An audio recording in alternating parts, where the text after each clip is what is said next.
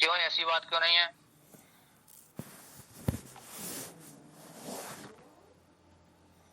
यहाँ पर टीकाकार कहते हैं ये सुख है तावत आत्मा से आत्मा आश्रयम, आत्मा को आश्रय करने वाला है। आत्मस्तु कामायति, आत्मा की इच्छा के लिए, आत्मा के लिए वह व्यक्ति दूसरे को चाहता है। इसलिए सुख साधन, सुख के साधन का आत्मा के लिए श्रुति विधान करती है। सुख के साधन हो गया यंत्र है, यान है, अन्न है, पत्नी है, पुत्र है, आदि आदि है, ये सुख के साधन है। इसलिए ये साधनों के साथ साध्य की सिद्धि हो जाए। कहते हैं साधनों के माध्यम से सुख की प्राप्ति होती है।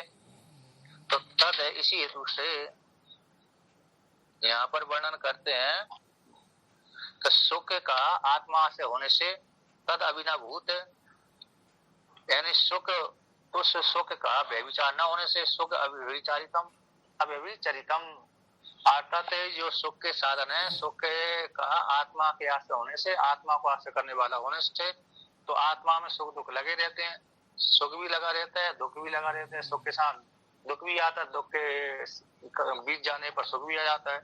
इसलिए सुख और दुख, सुख का आत्मा के साथ नित्य अभिनव संबंध है। इस प्रकार से दुख भी है, दुखमापि उसी प्रकार से।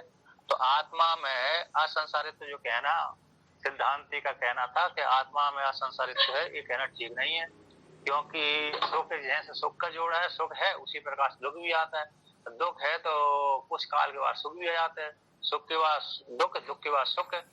तो आत्मा को आश्रय करके सुख होते हैं, आत्मा को आश्रय करके दुख होते हैं। इसलिए सुख दुख का जो नित्य जोड़ा है, उसी प्रकार से आत्मा को आश्रय करने वाला सुख दुख होने से तो आत्मा को जो असंसारित तो कहना ठीक नहीं बनता। ऐसा पूर्व पक्षी के द्वारा प्रतिपादन कर दिए जाने पर तो सिद्धांति कहते हैं ऐसी बात नहीं है ना। तो क्या है, तो वर्णन करते हैं कि अविद्या को लेकर के ही आत्मा में आरोप कर दिए जाते हैं। अविद्या को लेकर के अंतःकरण के धर्म, सुख है, दुख है, इच्छा है, द्वेष है, प्रयत्न है, धर्म धर्म आदि है, तो आत्मा को लेकर के नहीं है बल्कि अंतःकरण को लेकर के। किंतु आरोप दूसरे में कर दिए जाते हैं। जैसे पुत्र ने कोई गलत कार्य कर दिया तो फिर पिता के ऊपर भी आक्षेप आ जाता है। तो उसी को लेकर कहते हैं यत्र व अन्य दीप स्यात् इत्यादि अविद्या विषय आत्मा तत्व अभ्युगमात्। कहते जहां पर अन्य ईव स्यात्, जिस द्वैतावस्था में अन्य से अन्य को देखता है, अन्य के समान देखता है, अपने से भिन्न के समान देखता है। मैं अलग हूं और मेरे से भिन्न जो जीवात्मा है वो अलग है। यानी मैं दो जीवात्मा जो देख रहे हैं, दो पुरुष देख रहे हैं, वहां पर उसका जीवात्मा और मेरा आत्मा, उसकी आत्मा भिन्न भिन्न है। इस प्रकार से जो देखता है अविद्यावस्था में, तो ऐसे देखने के कारण है। तो कहते अन्नदीश्यात् तथा अविद्या विषयत्व, अविद्या विषय के आत्मा अर्थत्व अभ्युगमात्, तो उसी के लिए स्वीकार किया सुख दुखादि। किंतु अविद्या जिसमें नहीं है, अर्थात अज्ञान नहीं है और द्वैतावस्था नहीं है, जिसमें विद्यावस्था है, उसमें तो वो एकत्र रूप से जानता है। तो अविद्यावस्था में ही अविद्या को विषय करने वाला आत्मा को आत्मा में स्वीकार किया गया है, अंतःकरण में स्वीकार किया है। इच्छिताभास के धर्म है, अंतःकरण के धर्म को अविद्या के द्वारा आत्मा में आरोप कर दिए जाते हैं, बल्कि आत्मा में नहीं है। अविद्या की आत्मार्थता मानी जाती है अविद्या को लेकर के, अज्ञान को लेकर के। तो अज्ञान को लेकर के आत्मा में स्वीकार कर ली जाते हैं, तो कल्पना कर ली जाती है, स्वीकार कर ली जाते हैं, बल्कि आत्मा में सुख दुख नहीं है। अब विद्या अविद्यावस्था में वर्णन कर दिया, उसी को विद्यावस्था में कहते हैं। तो तत्ते केन कम पश्येत न यह नेहा नाना अस्ति किंचन, नेहा नाना अस्ति किंचन तत्र को मोह का शोक एकत्व अनुपश्यता इत्यादि न विद्या विषय तत् प्रतिषेधा न आत्मनः धर्मत्वम। कहते अविद्या को विषय करने वाला होने से, अविद्या होने से ही ये आत्मा के धर्म है, सुख दुख स्वीकार कर लिया गया, आरोप कर लिया गया। किंतु उसी आत्मा में जब अपने आप को जान लिया जीवात्मा ने कि मैं तो ब्रह्म ही हूँ, मुझसे भिन्न कोई दूसरा है नहीं है। ब्रह्म सत्यम जगन मिथ्या जीवो ब्रह्म ही विना परा, ब्रह्म सत्य और जगत मिथ्या, जीव ही ब्रह्म है। तो जीव जो ब्रह्म है वो मैं ही हूँ, मुझसे भिन्न कोई दूसरा नहीं है।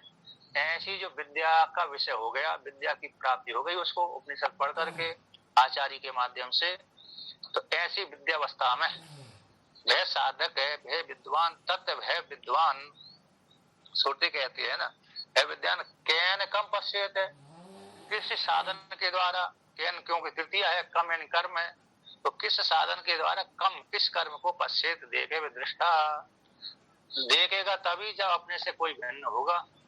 अब मेरे से भिन्न कोई दूसरा है नहीं है। जैसे मैं कमरे में अकेला बैठा हुआ हूँ, तो कमरे में अकेला जब बैठा हुआ हूँ तो मेरे से भिन्न कोई दूसरा बचा ही नहीं, तो फिर मैं अपने से भिन्न किसी दूसरे को कैसे देखूं? आतर मैं दूसरे को नहीं देख सकता। उसी प्रकार से क्योंकि दूसरा कोई है नहीं मेरे पास में, है ना, कमरे में अकेला ही मैं बंद था तो बैठा हुआ था, किंतु वही कमरे में कोई दूसरा व्यक्ति आ जाता है तब मैं उसको देखता हूँ कि मेरे से भिन्न ये दूसरा है। उसी प्रकार से जब विद्यावस्था की प्राप्ति हो गई, तो विद्यावस्था की प्राप्ति हो जाने पर, ब्रह्म ज्ञान की प्राप्ति हो जाने पर, तो सब कुछ नष्ट हो जाता है। संसार में जो जगत दिख रहा था वो नष्ट हो जाता है, बाधित हो जाता है ना। आता संपूर्ण जगत कैसे कल्पित है, जैसे स्वप्न का जगत है, स्वप्न का जगत दिखते हुए भी फिर जागृत अवस्था में आते ही नष्ट हो जाता है। जिस काल में स्वप्न देख रहा है व्यक्ति, उस काल में तो सत्य प्रतीत होता है, किंतु जागृत अवस्था में आते ही वो नष्ट हो जाता है। उसी प्रकार से जिस जब तक ब्रह्म ज्ञान की प्राप्ति नहीं हुई तब तक जगत सत्य को मानता है। फिर वो जैसे ब्रह्म ज्ञान की प्राप्ति हो जाती कि मैं ब्रह्म हूँ और ब्रह्म से भिन्न कुछ नहीं है, ऐसे जानते ही उसको जगत है फिर सत्य प्रतीत नहीं होता, दिखता आवास के रूप, आवास के माध्यम से दिखता है। जैसे मृग मरीचिका में जल, यानी भीषण गर्मी में रोड रास्ते के ऊपर, मार्ग के ऊपर, मरुभूमि में जल की लहर के समान सूर्य किरण दिखती है, किंतु दिखती तो है किंतु वहां पर जल नहीं होता। दूसरी प्रकार से आता सत्य नहीं प्रतीत होता। तो विद्यावस्था में वह साधक है ब्रह्मवेत्ता किस कर्म के द्वारा, किस करण के द्वारा, साधन के द्वारा कम किस कर्म को पश्येत है। इस प्रकार से दूसरी श्रुति कहते हैं न यह नानास्ति किंचन, है इस जगत में, यहाँ पर विद्यावस्था की प्राप्ति हो जाने पर नाना नाम का जो जगत है किंचित मात्र भी दूसरा नहीं है। नाना जगत है, नाना प्रकार का, किंचन है, कुछ भी नास्ति नहीं है। जब विद्यावस्था की प्राप्ति हो गई, हो जाती है इस वाक्य में। अब आप कहते हैं और तत्र को मोह का शोक एकत्व पश्यता, कहते हैं जब उसने तत्र यानी विद्यावस्था की प्राप्ति हो गई, हो जाने पर को मोह, क्या मोह है, क्या शोक है, क्यों? क्योंकि एकत्व अनुपस्थिता, उस ब्रह्मवेत्ता ने अपने आप को एक रूप से जान लिया। एक रूप से जान लेने के कारण उसको मोह शोक क्या है? न उसको पत्नी का मोह रहता है, न पुत्र का मोह रहता है, न माता का मोह, न गुरु का मोह, न शिष्य का मोह, न पुत्री का मोह, न किसी जगत का मोह, अतः कुछ भी नहीं होता। अतः मोह आदि जो अज्ञानता निवृत्त हो गया। अज्ञान निवृत्ति होते ही सारा अहंकार आदि है, अन्य जहाँ भी संबंध है वो सारे समाप्त हो जाते हैं।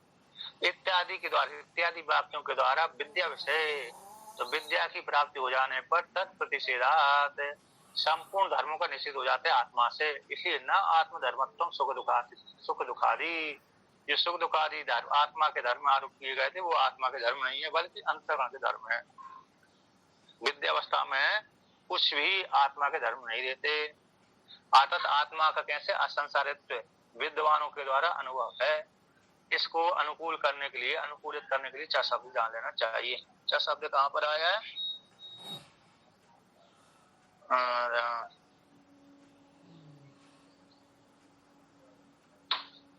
तत्कैन, तत्कैन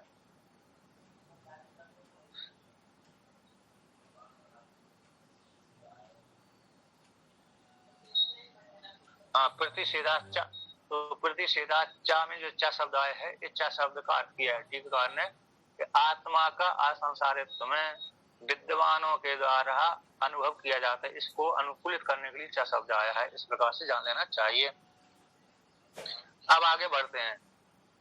तो ऐसी सिद्ध हो जाने पर अर्थात सिद्धांति ने सिद्ध क्या कर दिया कि सुख, जो सुख और दुख होते हैं ये अंतःकरण के धर्म है, चिदाभास के हैं, चिदाभास में आरोप हो जाते हैं, किंतु आत्मा में कुछ भी नहीं है। कूटस्थ जो आत्मा है, यानी हमारे हृदय के भीतर विराजमान जो कूटस्थ आत्मा है, जो हम हैं, साक्षी है, हम में कुछ भी सुख वाले धर्म, दुख वाले धर्म नहीं है। है ना। तो किसके धर्म है? मात्र अंतःकरण के अज्ञान को लेकर के ये शुद्ध हो गया। अब ऐसी प्राप्ति हो जाने पर, पूरा सिद्धांत की प्राप्ति हो जाने पर, अब पूर्व पक्षी पुनः दूसरे वादी के मत को उठाकर कहता है कि भाई चलो, आपने तो आत्मा में कुछ भी नहीं माना, ब्रह्म रूप जो आत्मा है उसमें कुछ भी धर्म नहीं है, किंतु दूसरे वादी तो आत्मा में धर्मों को आरोप करते हैं। उनके सिद्धांत के साथ तुम्हारा सिद्धांत के अनुसार विरोध की प्राप्ति हो रही है। आप कह रहे हैं कुछ भी नहीं है आत्मा में, तो दूसरे वादी कहते हैं नहीं, आत्मा में तो बहुत कुछ है। तर्क शास्त्र प्रामाण्यत आत्मा संसारित्व संगते, कहते तर्क शास्त्र के द्वारा नैयायिक और वैशेषिक कणाद मुनि का मत और गौतम मुनि का मत है, तो इनके मत को कहते हैं, उनको तार्किक बोलते हैं कि तार्किक समय विरोधात है। तार्किकों के मत समय यानी सिद्धांत के साथ विरोध होता है। आपका सिद्धांत तो उनके सिद्धांत के साथ विरोध हो रहा है। समय का अर्थ होता है सिद्धांत है। तो तार्किकों का जो सिद्धांत है उस सिद्धांत के साथ आपके सिद्धांत का विरोध हो रहा है चेत। इसलिए आपको जो कहना है, आपका क्या कहना है कि आप कहते हैं कि आत्मा में संसारित धर्म नहीं है, सुख दुख नहीं है, किंतु वो तो आत्मा में सुख दुख आदि मानते हैं। आत्मा क्योंकि आत्मा में ये 14 गुण विशिष्ट मानते हैं, सामान्य गुण मानते हैं और 9 विशिष्ट गुण मानते हैं। तो आपके वाक्य के साथ उनके वाक्य का विरोध हो रहा है, इसलिए आप भी दूसरे के अनुसार उन तार्किकों के साथ अनुसार चलना चाहिए। आपको भी अपनी ढपली नहीं बजानी चाहिए, ऐसा पूर्व पक्षी का कहना है। तो इस प्रकार से तो यहाँ पर कहते हैं तार्कों के समय यानी सिद्धांत के साथ विरोध होता है, इसलिए अयुक्तम इति चेत। आपका कहना है कि आत्मा संसारित, ये कहना ठीक नहीं है। इति चेत, ऐसा कहो तो सिद्धांति के तरह ऐसी बात नहीं है। कहते नैयायिक आदि जो कैसे है, बुद्धि आदि है, बुद्धि है, सुख है, दुख है, इच्छा है, द्वेष है, प्रत्न है, धर्म है, अधर्म है, संस्कार, ये आत्मा के 9 विशेष गुण होते हैं, आत्मा मानते हैं, और 14 सामान्य। तो 9 और 5 14 संख्या है, परिमाण है, संयोग है, विभाग है, पृथक्त्व है इत्यादि। ये 5 और जोड़ दिया तो 14 गुण हो गए। तो ये आत्मा के 14 गुण होते हैं सामान्य, किंतु आत्मा के 9 विशेष गुण होते हैं, बुद्धि, सुख, दुख, इच्छा, द्वेष, प्रत्न, धर्म, अधर्म, संस्कार। ये 9 विशेष गुण होते हैं। तो 9 विशेष आत्मा में आरोप कर देते हैं वो।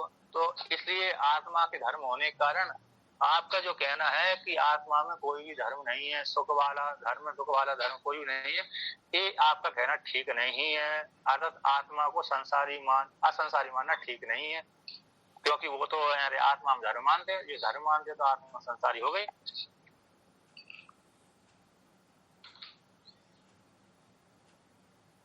ठीक है, वर्णन किया बुद्धि आदि 14 गुण वाली आत्मा होती है, ऐसे तार्किकों का सिद्धांत है। इसलिए उनके सिद्धांत साथ विरोध होने से तो आपने जो आत्मा को असंसारित माना है, कहना है, वो ठीक नहीं है। तर्क के सिद्धांत का विरोध होता है। इस प्रकार से हाँ, वो एक बार रिपीट कर ले। बुद्धि है, सुख है, दुख है, इच्छा है, द्वेष है, प्रत्न है, धर्म है, अधर्म है, संस्कार। ये नैयायिक मानते हैं। बुद्धि, सुख, दुख, इच्छा, द्वेष, प्रत्न, धर्म, अधर्म, संस्कार, ये नैयायिकों के हैं। इच्छा, द्वेष, प्रत्न, धर्म, अधर्म, संस्कार। तो ऐसी प्राप्ति हो जाने पर तो कहते ना युक्त्या अपि आत्मनो दुखत्व अनुपत्ति, सिद्धांति खंडन करता है ना, ऐसी बात नहीं है।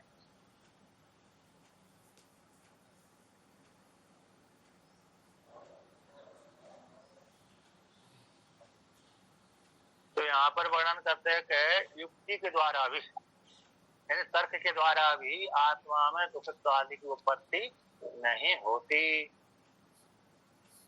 तो उसी को विवरण करते हैं, किस प्रकार से तर्क के द्वारा भी आत्मा में दुखत्व की उत्पत्ति नहीं होती।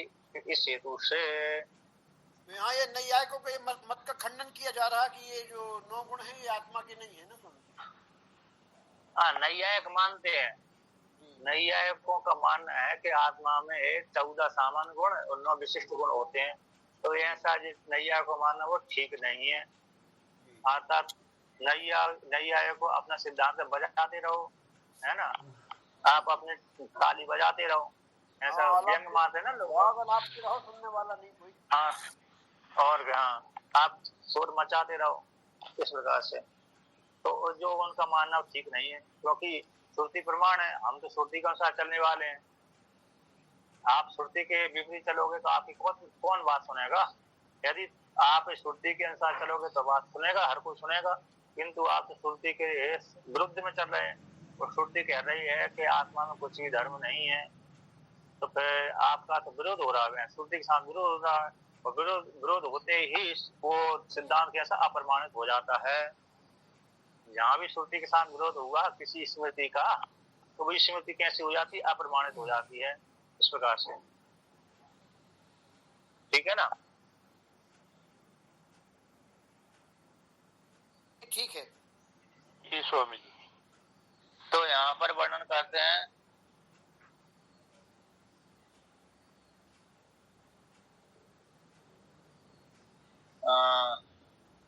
अब वर्णन करते हैं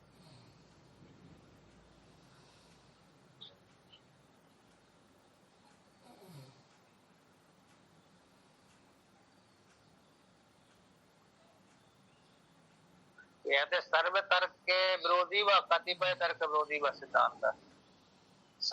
नैयायिकों का जो सिद्धांत है कुछ वेदांत शास्त्र संपूर्ण सिद्धांत विरोधी है, तो कुछ है ना, अद्या पूरा सिद्धांत विरोध नहीं है, कुछ कुछ यहाँ पर श्रुति के अनुसार है, वहां पर तो स्वीकार कर लिया गया है। जहाँ पर श्रुति के अनुसार चलते हैं नैयायिक आदि, उतने सिद्धांत को तो स्वीकार कर लिया जाता है, और जहाँ पर श्रुति के साथ विरोध होता है उतने सिद्धांत को स्वीकार नहीं करते। कहते हैं तार्किक आदि का सिद्धांत भी परस्पर मितो यानी परस्पर कैसे वैदिक तर्कों के द्वारा विरोध होने से असिद्ध प्रसंगात। तार्किक आदि का सिद्धांत का भी परस्पर वैदिक तर्क के साथ विरोध जाने से उतना स्वीकार नहीं किया जाएगा, और जहाँ पर शॉर्ट तर्क के साथ विरोध न होने से, है ना, आत्मा का असंसारित सिद्धांत भी सिद्धित इति ऐसी संधि स्वीकार करते थे ना। मतलब यहाँ पर वैदिक सिद्धांत के साथ तर्क का विरोध नहीं होता, है ना, तो वैदिक तर्क का आत्मा के साथ विरोध न होने से तो वो तो स्वीकार किया जाता है, किंतु जहाँ पर नैयायिकों जो तर्क है, नैयायिकों का तर्क है, वैदिक तर्क और नैयायिकों का तर्क है, अलग अलग तर्क है, दो प्रकार के तर्क हैं। तो श्रुति स्वयं तर्कित करने के लिए कहती है, तो वैदिक तर्क कहती है कि आत्मा में कुछ भी नहीं है, जो दिख रहा है आत्मा में संसार है, तो वो वास्तव में नहीं है, तो ये वैदिक तर्क है। किंतु नैयायिकों का तर्क है आत्मा में जो 9 विशेष गुण होते हैं, 14 सामान्य गुण होते हैं, ये अवैधिक हो गया, इसलिए उस तर्क को खंडन कर देना चाहिए, अप्रमाणित है। इस प्रकार से युक्ति के द्वारा भी नैयायिकों का जो आत्मा में आरोप किए गए थे वे सुखित दुखित आदि आत्मा में धर्म उत्पन्न नहीं होते।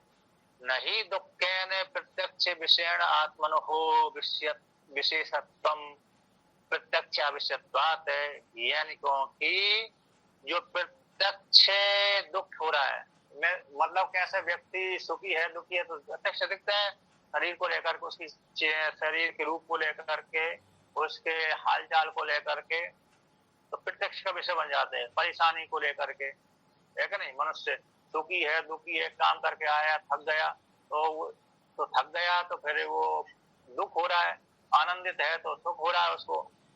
तो कहते हैं यानी क्योंकि प्रत्यक्ष के विषय दुख के साथ आत्मा का विशेषत्व है ना, विशेष ये विशेष रूप से आत्मा का कैसे प्रत्यक्ष का विषय नहीं होता। आत्मा कैसी है? प्रत्यक्ष का विषय नहीं है, बल्कि आत्मा तो अपरोक्ष साक्षात्कार गम्य है। और कैसा होता है, और सुख दुख कैसे प्रत्यक्ष विषय हो रहे हैं, दुख कैसे प्रत्यक्ष विषय, प्रत्यक्ष प्रमाण का विषय होने से और आत्मा का सुख दुख आत्मा के, तभी तो हम कहते हैं कि सिर में दर्द है, पेट में दर्द है, हाथ में दर्द है, हाँ शरीर के कहलाए सुख दुख। हाँ अंतःकरण के धर्म कहलाए, तो किंतु आरोप आत्मा में हो जाता है, आत्मा में है ना, तो आत्मा में आरोप कर लिए जाते हैं, किंतु ये आत्मा के न होकर के अंतःकरण के हैं। तो यहाँ पर वर्णन किया है, यानी प्रत्यक्ष के विषय दुख से आत्मा का विशेषत्व नहीं हो सकता। मतलब ये क्या है, प्रत्यक्ष के विषय दुख है उसका आत्मा के साथ संबंध नहीं हो सकता, क्योंकि आत्मा कैसे प्रत्यक्ष अविषयत्वात् है। यानी जो सुख दुख आदि है, तो सुख दुख आदि आत्मा के साथ संबंध न होने से, तो आत्मा का संबंध न होने से विशेषत्व, आत्मा का विशेषत्व कि आत्मा सुख वाली है दुख वाली है, ये जो विशेषत्व हो गया, विशेषता हो गई, ये बन नहीं सकते। उसमें हेतु देते हैं कि प्रत्यक्ष अविषयत्वात् है आत्मा, क्योंकि आत्मा प्रत्यक्ष का विषय नहीं है, और सुख और दुख है, इन दुख आदि ये प्रत्यक्ष के विषय, विषयजन सुख के जो प्रत्यक्ष के विषय होते हैं, विषयजन दुख के जो प्रत्यक्ष के विषय होते हैं, किंतु आत्मा प्रत्यक्ष चक्षु इंद्रिय का विषय नहीं होती।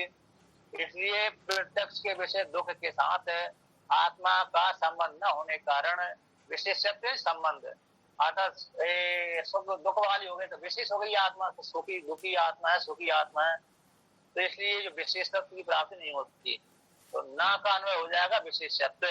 आत्मा के दुख के साथ संबंध न होने से आत्मा का विशेषत्व की प्राप्ति नहीं होती, अर्थात विशेषता नहीं होती कि आत्मा इस धर्म वाली है।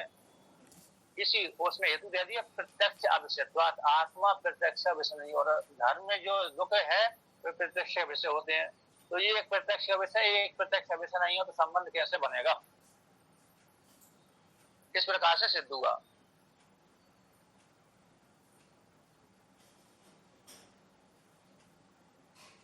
यहाँ पर हेतु दिया था कि दुखादि आत्मा के धर्म न भवति वेद्यत्वात् रूपादिवत, दुखादि आत्मा के धर्म होने के योग्य नहीं है, क्योंकि आत्मा वेद्य है, रूपादि के समान व्यतिरेक में दृष्टांत दिया है।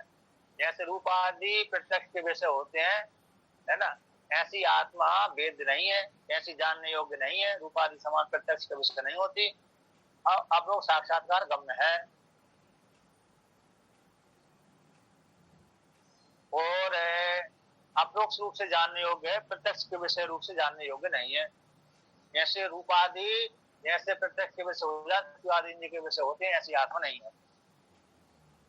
अब पुनः पूर्व पक्षी कहता है कि जैसे आकाश का गुण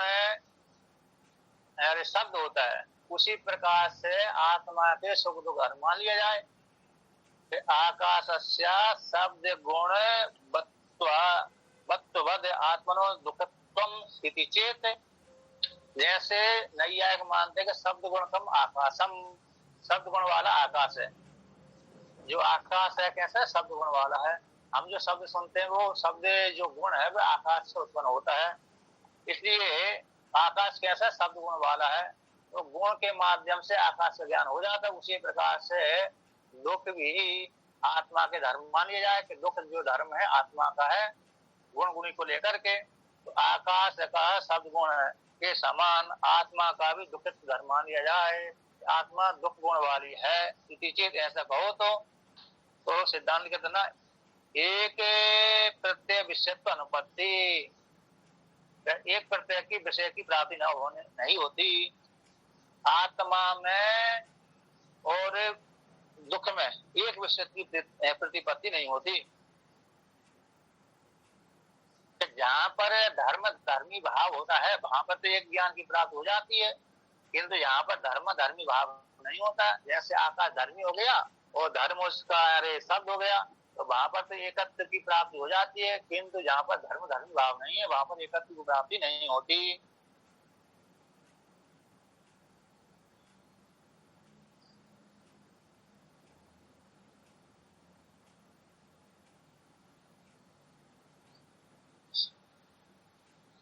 जैसे यहाँ पर टीकाकार ने वर्णन किया है इस पे शंका उठाई थी कि प्रत्यक्ष का विषय न होने से आत्मा, इसलिए उसमें संसारित्व प्राप्त नहीं हो गया।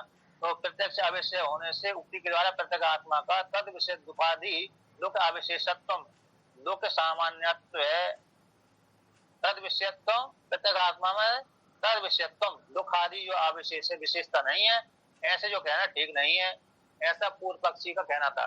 क्यों कि प्रत्यक्ष एक प्रत्यक्ष है दुख और एक अप्रत्यक्ष आत्मा है, जैसे दोनों का शब्द आकाश के समान दुख और आत्मा का गुण संबंध हो जाएगा। इसी शंका को लेकर कहते ना आकाश का गुण के समान आत्मा में भी दुखत्व आदि प्राप्त हो जाए, ऐसी प्राप्त हो जाने पर सिद्धांति खंडन करता ना, ऐसी बात नहीं है।